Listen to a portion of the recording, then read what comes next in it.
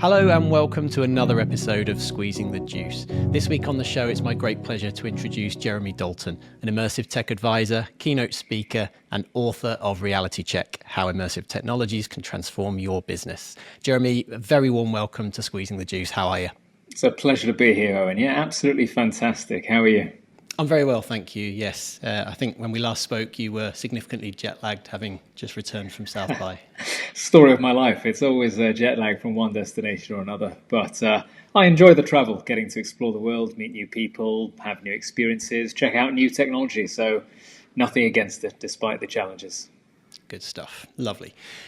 So I think we'll get straight into it, if that's okay, Jeremy. I think you've always been one of those guests I've really longed to get onto Squeezing the Juice, because your area of specialism, even within XR, it chimes really beautifully with the work that we do at Juice Immersive, and that is largely with enterprise use cases and adopters of XR technology. So just to kick us off, could you talk a little bit about your journey within XR in terms of how you've ended up kind of in that space, that particular sort of specialist area of extended reality? Sure. So it was just over 12 years ago that I was introduced to this new age of XR technology through the release of the DK1, the Oculus DK1. And I was very excited about it. The whole concept of being able to be immersed in a virtual world was incredibly exciting, stimulating, and so I started to look for. At the time, I wasn't necessarily looking for a role in immersive specifically, but I was looking more widely at emerging technologies. I was in PwC at the time, and believe it or not, I was just qualifying as a chartered accountant. And I was looking to leave the company, actually, because as difficult as becoming a chartered accountant was, certainly not the area of passion and connection that I felt, and I wanted to do something more along the lines of cutting edge technology. And so I was thinking of leaving PwC when I found out that they were looking to start an emerging tech team. So I gravitated towards that, managed to get involved in that space. And it was there that I was shown exposed to a lot of different emerging technologies. So artificial intelligence, 3D printing, robotics, drones, virtual reality, augmented reality, of course. But it was XR that really caught my attention, because everyone will be able to recognize this from the industry. And if you're not in the XR industry, you might be able to call upon experiences you've had in VR. It can be really magical. It can really get you excited. It's such an experiential and unique technology. And I could see the value in both the consumer world and the professional world. So it was at that point that I started campaigning within PwC to start a dedicated virtual reality, augmented reality team, or XR team. And it took me a good 5 years of knocking on doors and trying to tell people how glorious this technology is and what you could expect in terms of the business applications. It was really early days, of course, but I must have annoyed enough people, because after that 5-year period, I did finally manage to get one door open that allowed me to start PwC's first dedicated VR AR team globally. And so I'm very proud to have led that and to have done projects all over the world, everything from writing reports, doing research, building applications, producing 360 video, deploying on headsets, mobile phones, large screens, projection technology, you name it, we did it. It was super exciting. And to take you to where I am today, I left that role in PwC a couple of months ago, and I'm now out doing independent work in this space and public speaking all over the world. So still maintaining the same travel, just doing a lot smaller projects as opposed to fewer larger ones. Fantastic stuff. Thank you. I think it stands us in really good stead for the conversation. The fact that you had to travel those 5 years worth of hard yards to champion this technology internally at an organization like PwC, because a lot of the people that will be watching and listening to this in their own organizations will be facing a very, very similar challenge. So we'll come on to that certainly. I think it's fair to say that your book, Reality Check, which I have here, was one of the biggest eye-openers for me entering the XR space when I did. So you first published Reality Check, How Immersive Tech Can Transform Your Business in 2021. And when I looked back at it recently, you asked yourself the question very early on, why would I write a book about an emerging technology when it's going to date quite quickly? We're 4 years on, we're 2025. How have things changed? It's a long time in XR, I think. So how would you assess now where we're at compared to where we were when you first authored Reality Check? So in some ways, yes, we are incredibly ahead. The technology continues to advance at a rapid pace. But in other senses, we still maintain the same challenges. So much of the points that I made in the first edition of Reality Check still very valid today. The technology or the industry suffers from a few challenges. So, and I talk about this in the second edition of the book as well. But if you consider CECE as a framework for understanding those challenges, CECE, cost, education, content, and experience, that's a good way of summarizing the challenges that are facing the industry and have done for many years and will continue to do so for many years. Cost is fairly self-explanatory. Education doesn't refer to the level of education in society. It refers to the understanding of this technology, the deep understanding of this tech by stakeholders that matter for the projects that you're working on. And then content is fairly self-explanatory. The last one, though, is the most important one: experience. So user experience. How easy is it to use the technology? How seamless is it? How intuitive is it to get to where you want to get to, from the point of opening the box which contains the headset to loading the software, putting it on, using the device, and then applying what you know or figuring out how to use the operating system and the applications. There is still a lot of work to do there. There's still a lot of work to do on the design of headsets. So, there are complaints about the bulkiness, the weightiness, the battery life. And there's lots of details to go into, but consider all the physiological, psychological, and physical challenges associated with the technology. Each of those has a bullet point list of about 10 to 15 items, and that's only a portion of the challenges that I mentioned in Reality Check. And you'll have some idea of the level of difficulty that we still face with this technology. But I think it's also important to remember why this technology is still around.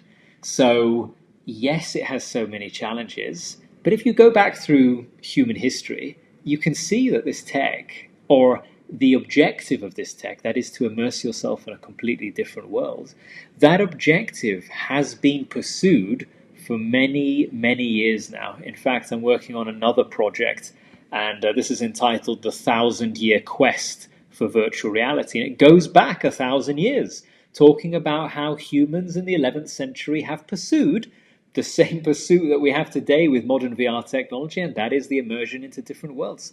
So it's a long-standing human desire to engage and to be immersed in these different worlds. And no doubt we will continue the battle for many years to come, perhaps until we get a direct connection into the brain that is able to, as far as you're concerned, modify your senses and allow you to truly be immersed in a different world, at least according to your senses. Lovely stuff. Yeah, that sounds a fascinating study or project, the 1,000-Year Quest.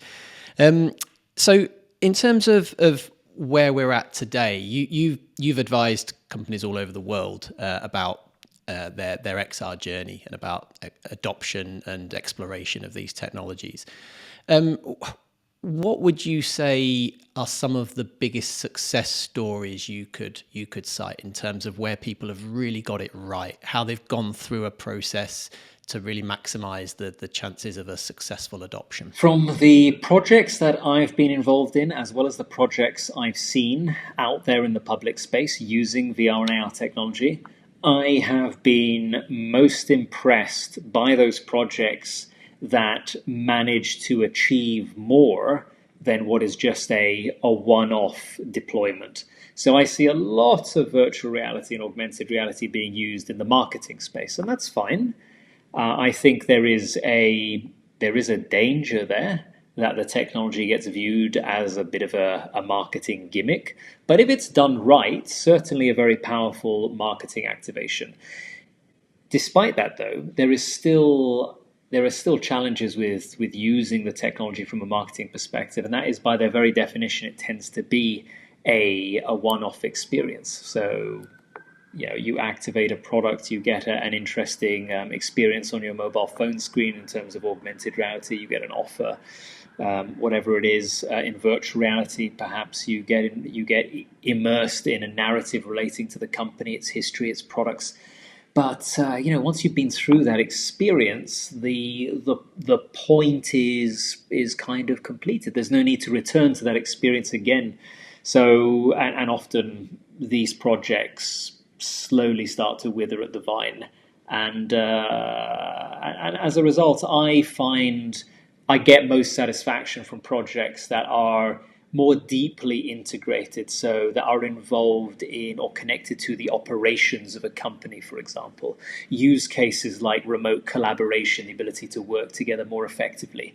Use cases like asset visualization. So how do we view different physical items, whether that's buildings or cars or bits of machinery, in a very immersive way that allows you to iterate on that product more quickly, go to market more rapidly, produce prototypes more cheaply, whatever the business objective is. That type of application is really sustainable in the long term because it can be used over and over again. It's a business as usual product that has been properly connected to the corporate ecosystem that you're involved in.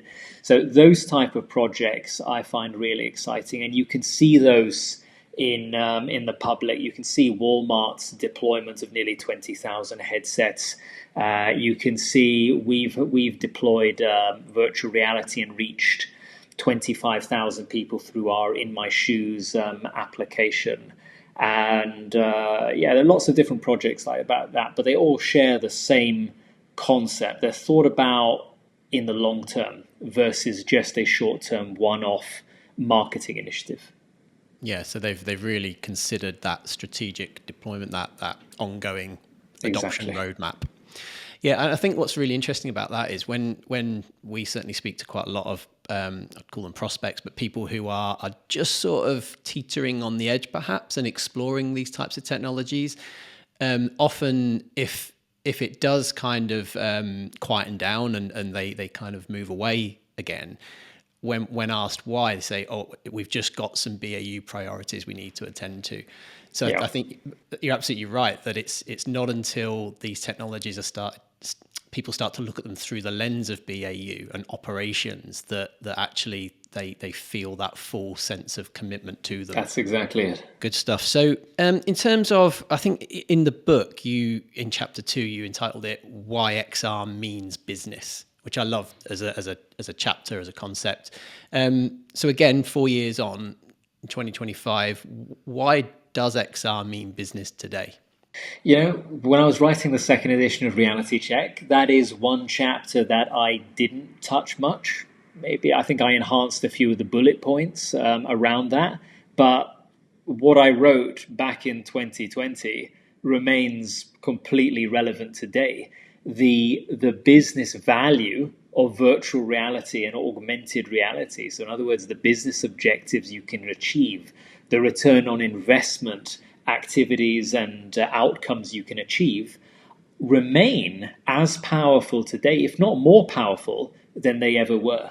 So, these applications to me are just, it's not a matter of pushing the point that virtual reality and augmented reality have business value, although of course for education purposes, as I mentioned, one of the challenges, it does need to be reiterated.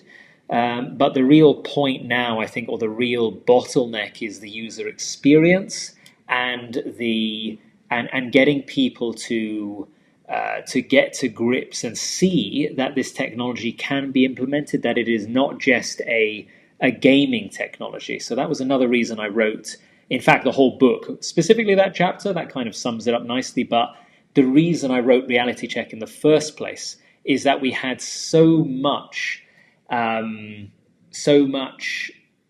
companies and stakeholders come to me and ask, virtual reality is just a video gaming technology, isn't it? What's the point in engaging with this tech when we are trying to do serious business here?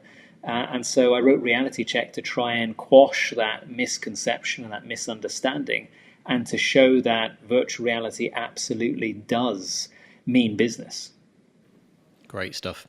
I think one of the other chapters I'm sure you probably have updated for the second edition, but you'll tell us, I'm sure, was chapter 11, which was common misconceptions and criticisms of XR.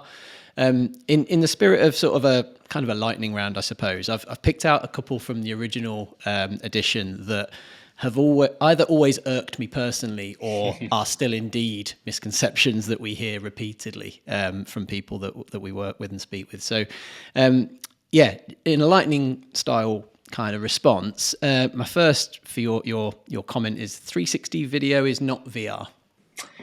Yeah. So this one has always been a problem, and the worst offenders come from the XR industry. They are the ones who have this attitude that 360 video is not true virtual reality because it's 3 degrees of freedom as opposed to 6 degrees of freedom, i.e. you can look around but you can't move forward, backward, left, right, and therefore it's not true virtual reality. I don't believe that at all. In fact, my view on what virtual reality is, or more widely immersive technologies, goes by the very subjective definition of what is immersive, what immerses you, what makes you feel engrossed in these completely different worlds. And you can achieve that in many different ways. It doesn't have to be via a headset. It can be through a very large screen. So one of the case studies that I talk about in Reality Check is GlaxoSmithKline and their Science Shopper lab in West London. They use a really massive screen and put people in front of it and study their activities and actions as they walk through a virtual pharmacy, for example. And so this is not using a headset, but it does achieve the same objective. It enables you to feel like you're part of this virtual world. So you've got large screens, you've got projection technology, and headsets, of course, cave systems, type of projection tech. There are many different ways of achieving virtual reality that don't have to be head-mounted displays, or to achieve immersion, I should say, to be more accurate. So this whole concept that 360 video is not true virtual reality is nonsense, because it's also a content type.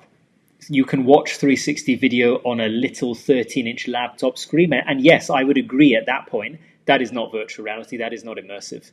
However, you take that 360 video and you project it on the interior of a dome that is all around you. So no matter what you see, no matter what you look at, all around you, you are immersed in this environment. Then yes, I would say at that point, this 360 video is part of a virtual reality experience. So let's not think about the content type, but let's think about the level of immersion that we achieve through the end solution to judge whether something is true virtual reality or not, is what I would say. So not much of a not much of a lightning response. I'll do better on the next one.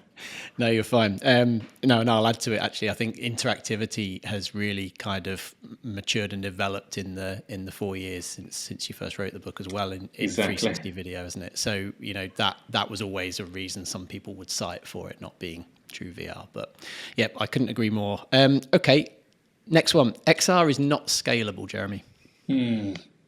So I understand the challenge here. Most people think XR is not scalable because it's really difficult to get thousands of headsets out to thousands of people all over the world.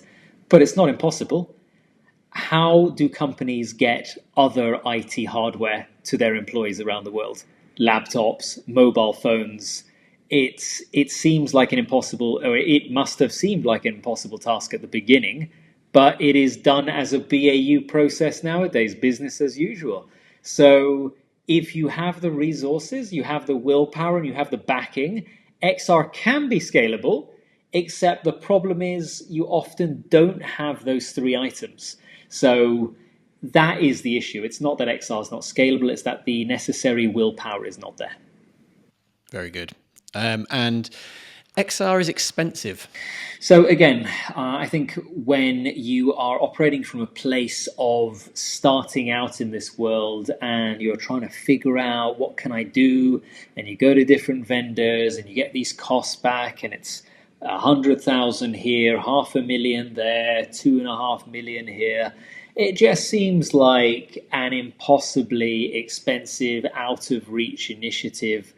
And yes, it can go into the millions. I've been involved in immersive projects that have reached the multi-millions. Those generally involve cutting edge technology, volumetric capture, interactivity, custom shaders, all this stuff, all the bells and whistles you would want in an experience. That then gets deployed worldwide to tens of thousands of people.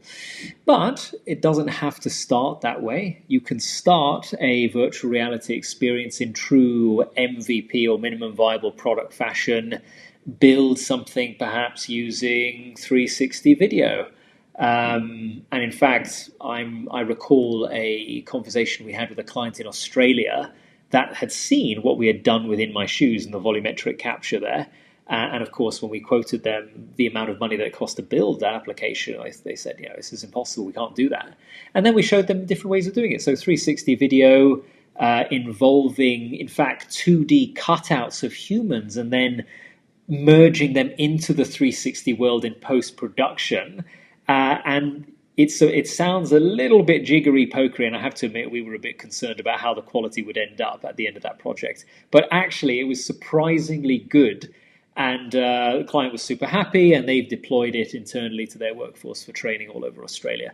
So you can get it done. You can get things done more cheaply. You just have to think more creatively. So think outside the box. Think, where can we start? Gather more data. Think, what different technologies can we use? And once you start questioning all these different avenues, you'll be able to get to a place that is more reasonable in terms of cost to begin with. And then should you get the return on investment you're looking for, you can use that as a base to then propel yourself onto the next level or the next version of the application. Great stuff. And final one, I promise, from your original chapter 11. VR is dead. Yes, I hear this one. I hear this one regularly, usually touted by the press. So every few years, VR dies again. And virtual reality has been dying a death probably for the last 1,000 years. But realistically, let's say if we only consider digital technology, virtual reality has been dying a death for the last, I would say, 30 to 40 years. So back in the 90s, we had one of our first consumer hype cycles using modern virtual reality. Everybody got really excited. All the arcades came out with virtuality systems, and I still have pictures of these by the original press photographs. We can talk about the museum collection in a bit. But to continue this story, everyone was very excited about virtual reality and rushed to get in there, try out all this stuff, and it was super expensive. These headsets these systems were costing anywhere from about $50,000 to $100,000. People had to go to certain places to actually use the tech for just a few minutes. And there were these really chunky headsets and heavy headsets. If you think headsets are heavy and chunky today, then you haven't lived through the virtual reality times of the 90s. So you put these headsets on, it would weigh down on your shoulders, and it was running off these early video game console processors. And so you could you could get really, really rough 3D graphics that were very basic by today's standards. And even then, the processors were struggling with them. So it would lag every time you moved your head, the scene would move. It wouldn't be immediate enough to make you feel like it was smooth, and so a lot of people felt nauseous as a result. And all of these issues combined, it was a user experience nightmare back in the 90s. And this all came together to cause some real problems, and ultimately resulted in the industry going into a form of hibernation mode, or dying a death, as I'm sure the media would have described back then. And fast forward to today, and over the last 10 years or so, I'm sure we've seen phases of VR dying at least 2 or 3 times. So it's an interesting one that I tend to ignore now, because anyone who has been in the virtual reality industry for any serious period of time knows that, first of all, emerging technologies all go through hype cycles and ups and downs. And secondly, this technology is no stranger to dying and being resurrected again. Absolutely. And we're fast approaching Easter, so maybe we should have an annual celebration of the rebirth of VR. Yes, exactly. Good stuff. Thank you very much for that.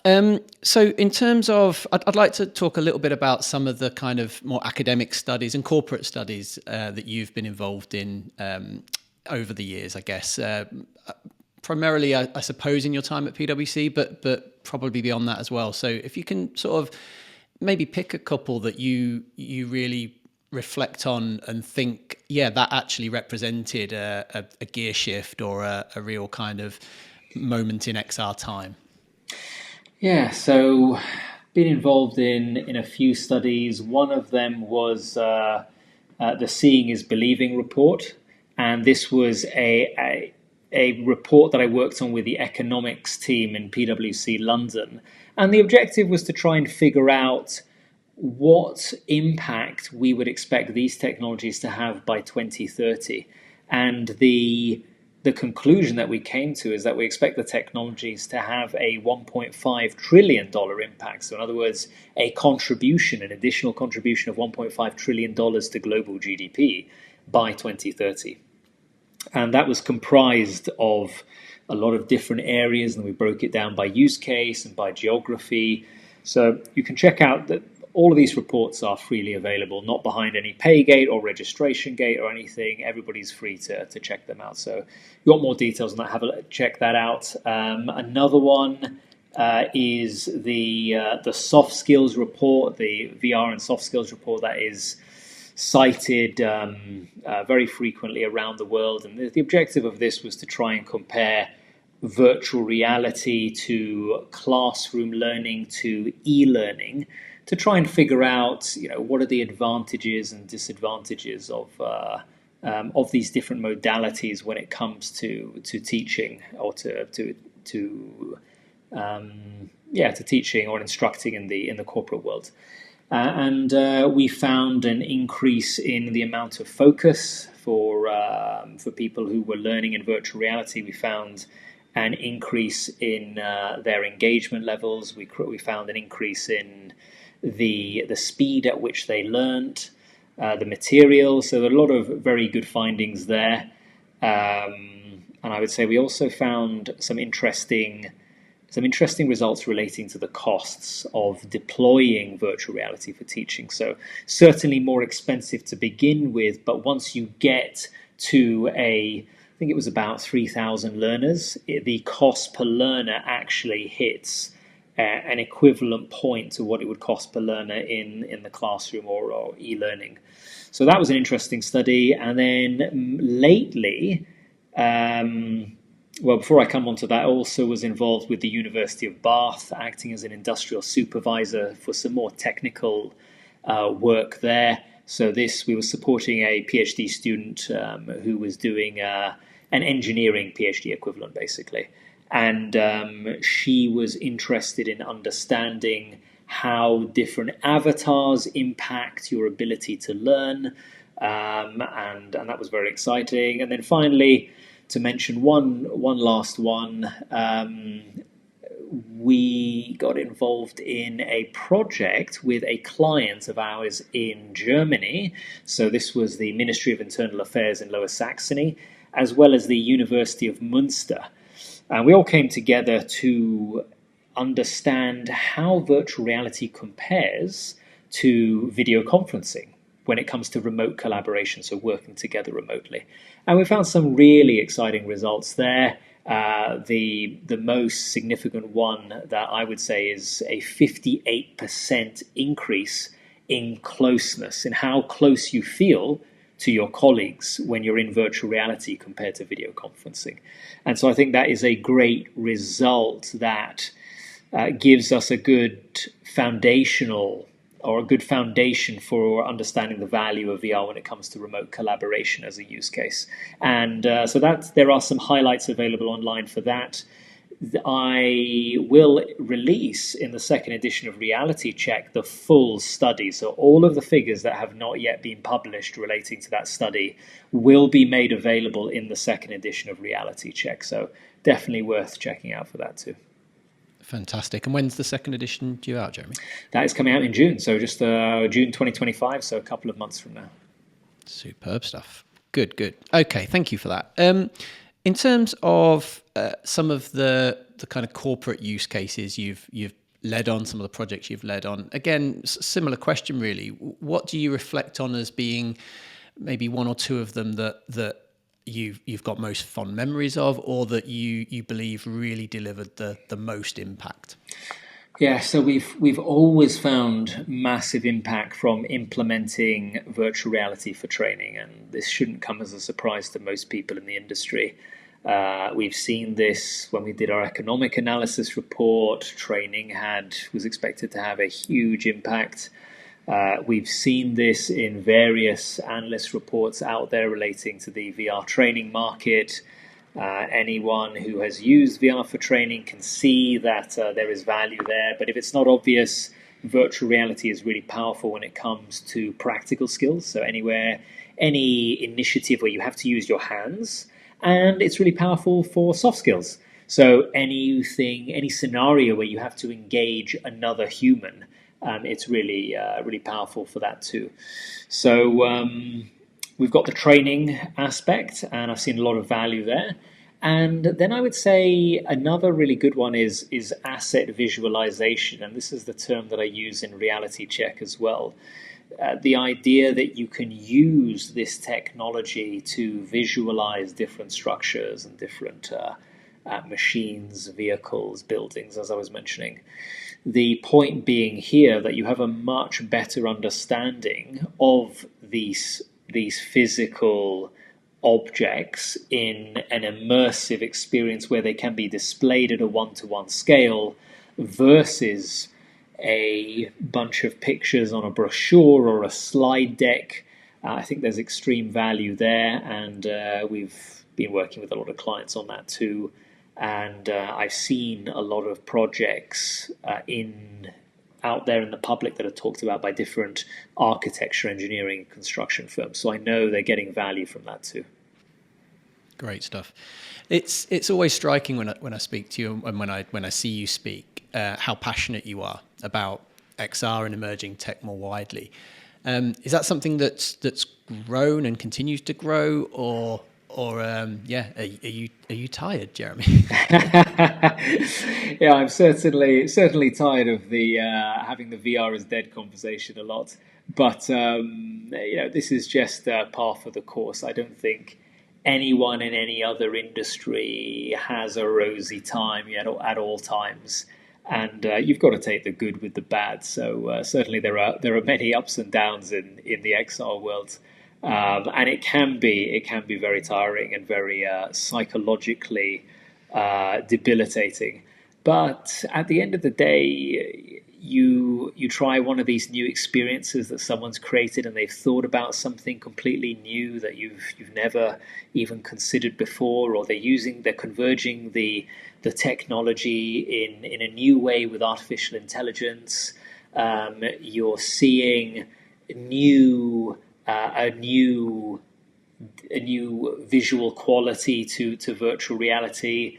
because the visual quality of virtual reality is still in its infancy, I would say, and there's a lot of awe and magic to come, and so it by no means has reached the pinnacle of what its potential is. So for that reason, I continue to be inspired by everything that everyone has created all over the world. And I love going to these conferences and trying out these new experiences, student projects, artistic projects, enterprise projects, as relatively boring as they are to the other ones. I think there's excitement in artistic and student projects, and there's a different type of excitement in enterprise projects. In enterprise projects, the excitement comes from the hard figures. What sort of benefits are we getting? How have we deployed this? How successful has it been? What feedback have we received? Whereas in the artistic projects and student projects, it's more, wow, this is such an incredible experience. I've never had this before. I've never felt this before. I've never had an experience elicit these type of emotions before. So it's lovely to see both sides creating that excitement for different reasons. And that's what spurs me on and keeps me going in the industry. Great. Yeah, thank you. I sort of didn't want to ask really or dwell on too much regarding kind of downturn or kind of post metaverse, but I will ask, because we had on our very first episode of Squeezing the Juice, we had Nick Roser on, and at that point in time it was very much the topic of conversation. So I'd love your take on what you think the sort of impact has been, the legacy of the metaverse. Yeah, what's your take? So, in summary, I think the metaverse has been a net negative for the XR industry, and I'm sad to say that, but I think there was a lot of hubris when the metaverse was first pushed by various corporations. I think there was a gamble that was made, and that gamble didn't pay off. And as a result, the XR industry, being one of the core components of the metaverse in many people's minds, was damaged. And it took many years to come out of that trough of disillusionment as a result. And only now are we beginning to see that recovery, that upturn again. So yes, all technologies go through hype cycles, they go through their ups and downs, but this particular downturn was made much worse through the overhyped marketing of the metaverse. And that's always been very disappointing to me. That is a point I make in the second edition of Reality Check. And it's really unfortunate, because the technology is capable of doing so much, but when you place an unsustainably large expectation on it and it doesn't meet those expectations, and the public can see that, and they tend to disengage and they tend to dismiss the technology. And next time that technology comes round with a really powerful use case for them, with a clear return on investment business case, they may simply dismiss it because of the negative reputation that surrounded it as a result of that overhyped initiative. Yeah, absolutely. I mean, the other thing I think we've discussed when talking about the struggle that the XR industry has faced over recent years is the advent of AI, or the development of artificial intelligence. And I'm really interested in your take on that, because people kind of speak quite binarily, I suppose, about XR or AI. What's your view on that, and what do you get from people you speak to, particularly in the enterprise space? Yeah, so when it comes to artificial intelligence and XR, I think those two technologies in particular are incredibly well suited to have tremendous impact in the business world and the consumer world. And I talk about this in the second edition of Reality Check, but the AI is a very back-end technology. XR is a very front-end visual technology. So contrary to what people tend to do and corporations tend to do, they like to pit these technologies against each other for the same budget. So if you've got, I don't know, let's call it $100 million budget, and you want to have a look at your emerging technology strategy over the next few years, you tend to think very in siloed pockets. And so you think about, oh, should I invest it in artificial intelligence, or should I invest it in quantum computing, or should I invest it in XR technology? But why do we not think about emerging technology investment like we think about our stock portfolio? We always are told that we need to diversify our investments in our personal lives. Why don't we do the same in the corporate space?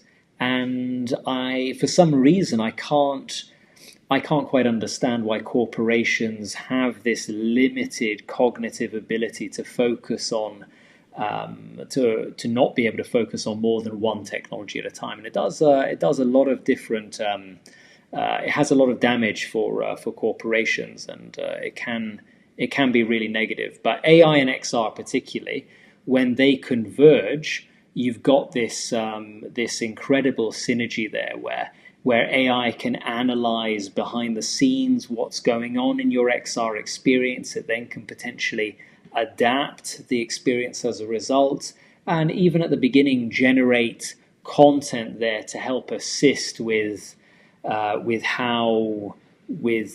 creating the XR experience in the first place. So there's a lot of potential there, and we haven't yet seen the full potential of these two technologies converging together, because there's a lot that can come from looking at someone's biometrics, for example, simulation of different experiences, voice activation, and so on. And bringing all of these components together with AI as an assistant to enhance the XR experience, I think that is what we should be concentrating on for the next few years. And hopefully the corporate world as well as the consumer world will start to think about these technologies as more than just singular separate components, and preferably consider how they could come together to add even more value. Absolutely. And I think for me, and I think for our team here, that's what makes this such an exciting time in particular to be in our space, because I mean, we recorded an episode of this show earlier in the week with a company who specialises in digital humans. And I think probably spent as much time as the episode took to record after we cut, talking about potential collaboration and potential synergies and crossovers between our two businesses. So yeah. It's a really exciting near short-term future, I would say, with these two converging tech. Yeah, I agree.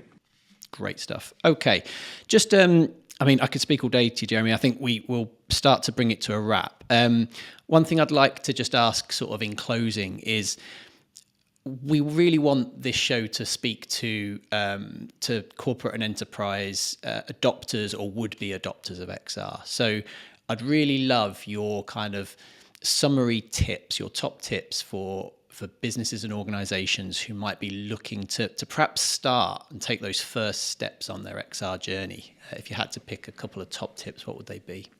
I think the biggest tip has got to be first try the technology out firsthand, especially if you are not in the XR industry and you haven't had much experience of virtual reality. If your experience of virtual reality or augmented reality has been bad, I can assure you there are good experiences out there. But it's important to remember that it's not just the quality of the experience, but also the relevance too.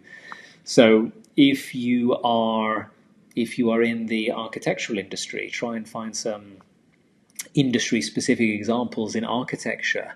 If you are trying to solve a particular problem that might be well suited to this technology. So let's say, let's go back to the asset visualization use case, for example.